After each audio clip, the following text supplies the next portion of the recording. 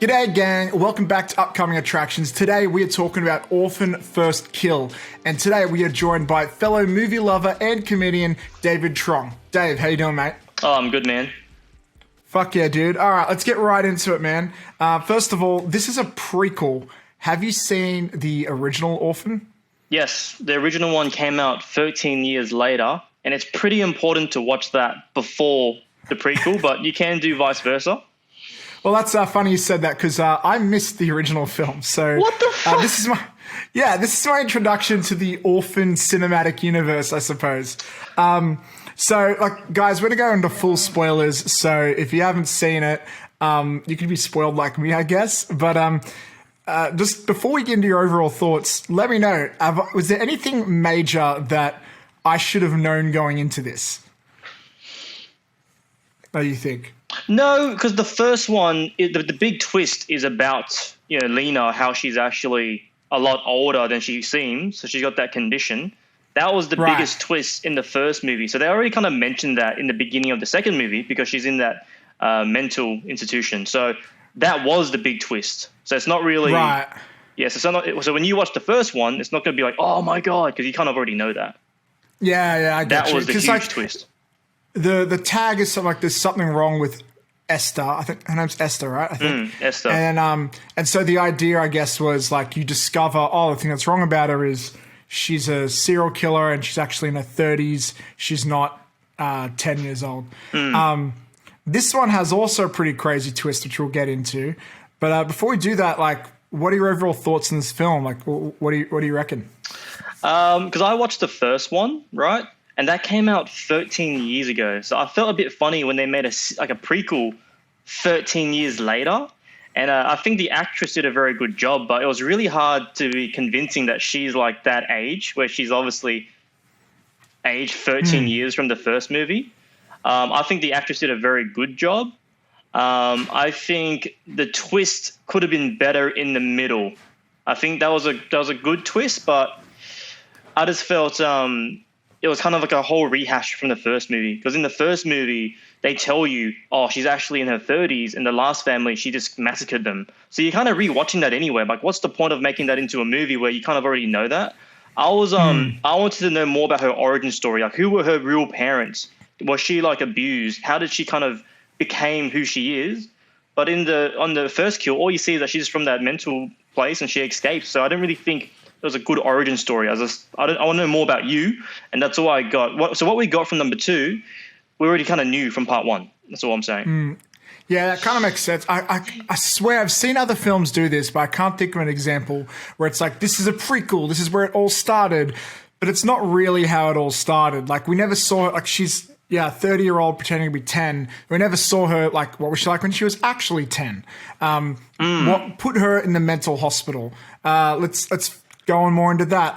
The only real prequel-y stuff is the first 10 minutes. And I gotta say, I was a little bit disappointed when the first 10 minutes in the mental asylum, they had hyped up this other character and she felt like the protagonist. I felt like, I'm gonna be following this character. And then she dies 10 minutes into it. And I'm like, whoa, dude, what movie are we watching here? So it kind of has to restart all over again. Yeah, the teacher, that's right. And it's almost like we have two, it's like we had a short film and then we had the actual film. It's like they had to reintroduce the characters twice. It was a bit bizarre. Look, I won't lie, I had some moments where I'm like, okay, this is an adult playing a kid.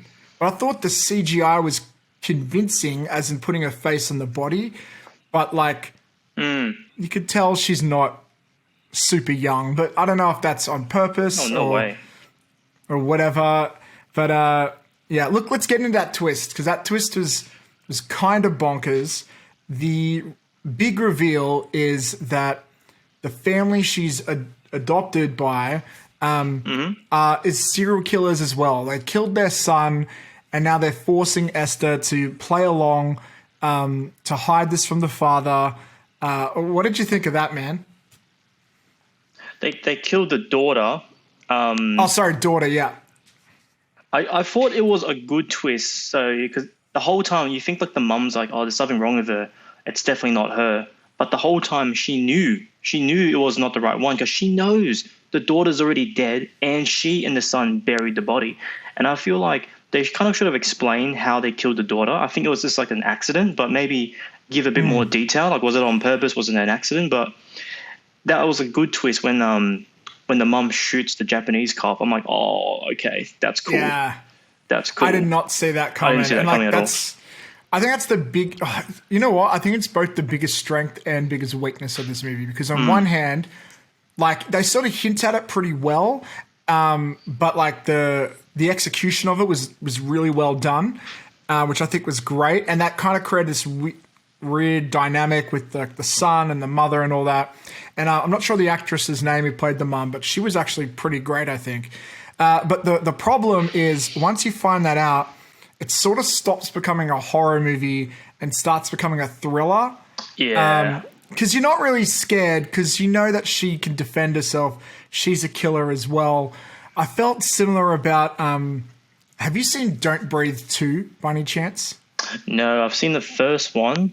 Should I watch the second one? It kind of sounds like it's more the same. Nah. Okay. The first one is fucking awesome. I highly recommend the first one. Second one, it sort of becomes an action film. It feels like it should be Don't Breathe 3 because they refer to all these other events that happen in between the movies. But basically the killer is trying to defend a girl from like some robbers. And so while it does have some horror elements, it doesn't feel like a horror movie anymore. And they're trying to make you're trying to root for the killer. And that's happening in this movie too. Except this one's a lot better, I would say. Like you're sort of rooting for the killer because she's kind of the good guy in a way.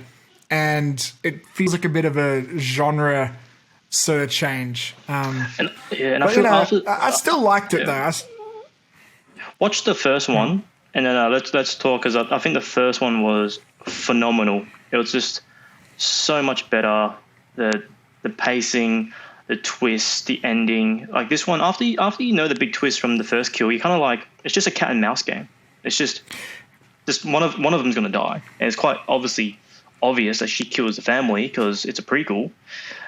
It's just I feel it's kind of a good build up, and it's just a slow burn afterwards. It's just Speaking of slow burn, the ending of the movie with the house on fire. I couldn't help but think, okay, so like there's the husband and wife, the wife and Esther, they're both about to fall off the house. And I'm there looking at like, there's no fucking way this is going to kill her. And then she falls off, she hits her head on the freaking like gutter. And so this woman dies. Like, oh, okay, fair enough. But then when the husband falls off and he fucking lands almost the exact same spot, hitting his head and dying. It's like, come on, bro, that's too much of a fucking coincidence. Like, if I was a cop, the first thing I would be like is like, how the fuck did both of these people die from falling off the thing? And I think this movie really plays a lot into what a lucky coincidence. Like, she just happens to find an American family that she can pretend to be the daughter of. Like, a bit too lucky, I would say. I'd say what I did enjoy before he got killed, the police guy that was kind of investigating, he's getting fingerprints, he's like sussing it out because he was on the case when the daughter went missing and he never filled it, right? So that's why he's like, oh, well, now she's back. How is that even possible? So I think that could have been good, but they just killed him off pretty easily, like nothing. Yeah, I do think he was one of the more interesting characters, and he brought in a bit of drama to it. What sucks though is like him dying was what made the twist good as well. So it's kind of like a double-edged sword there. Look, I'm gonna be honest. It was a little while since I've seen this movie. I'm just trying to remember.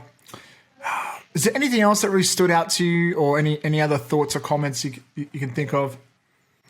If you haven't seen the first one, watch the first one. The second one, I would have skipped it, and it's not like you're missing out on anything because everything they say in the first one is foreshadowed in the second one. So it's just like they tell you what happens already. So this kind of felt like it was so redundant. But the first one, loved it. I loved the first one. I thought it's like the idea. No one thought of like an idea like that before. So that was really stood out to me. I do remember a story reading this ages ago. I think it was on like Reddit or something, but there was like a Russian girl it was a similar situation. Like she was adopted or something, but she was actually an adult, and she wasn't a killer or anything. But I think she tried to like steal stuff or something.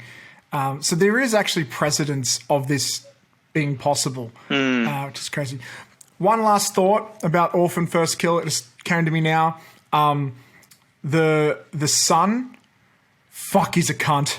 I want to punch that dude in the head so many times. The spoiled rich boy, freaking bastard of an asshole. Like, I just wanted to deck him. I'm glad he died.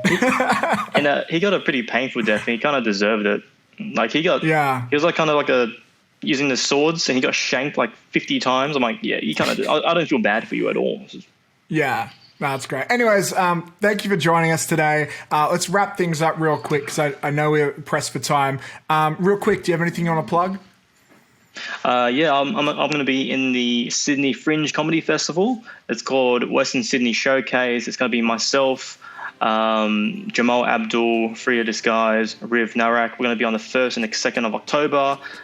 Links in the bio. It's going to be great. We're going to do 15 minutes each. Just come on down. Hell yeah, and I'm a Western Sydney boy too, so much love, man. Anyways, that's been us for upcoming attractions. Be sure to check us out on YouTube, TikTok, Instagram, wherever, and don't forget, find us on iTunes and Spotify as well. Much love, and until next time, ladies. Cool. Thanks, man.